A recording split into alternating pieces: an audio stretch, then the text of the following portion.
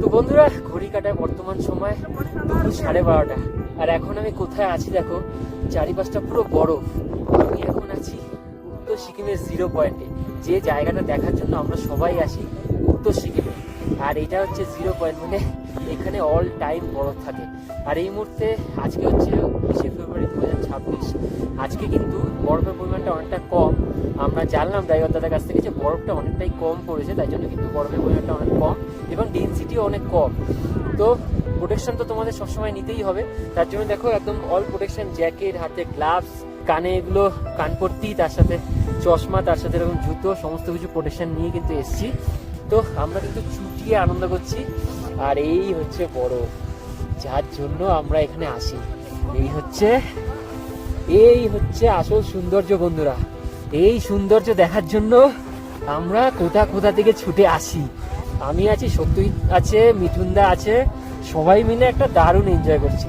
আর দেখতে পাচ্ছ বন্ধুরা কতটা আমরা আনন্দ করেছি, মানে বরফ দিয়ে চান করেছি, মানে দাড়ি বাড়ি পুরো বরফে ভরে গেছে। মানে বলতে গেলে আমরা এসেছি পাহাড়, মানে বরফে ঢাকা পাহাড়ে এসে নিজেরাই বরফে ঢেকে গেছি বলতে গেলে।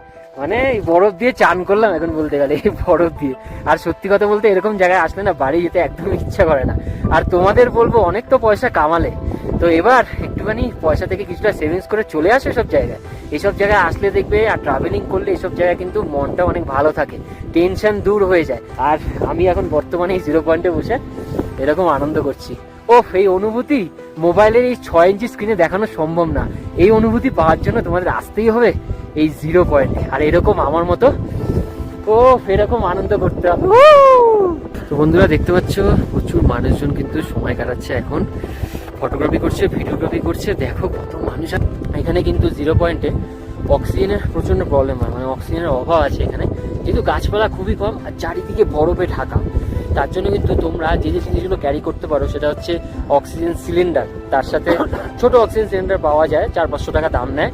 কর্পূর ক্যারি করতে পারো, চকলেট রাখতে পারো পকেটে, বেশি বেশি করে জল খেতে পারো, পপকর্ন রাখতে পারো।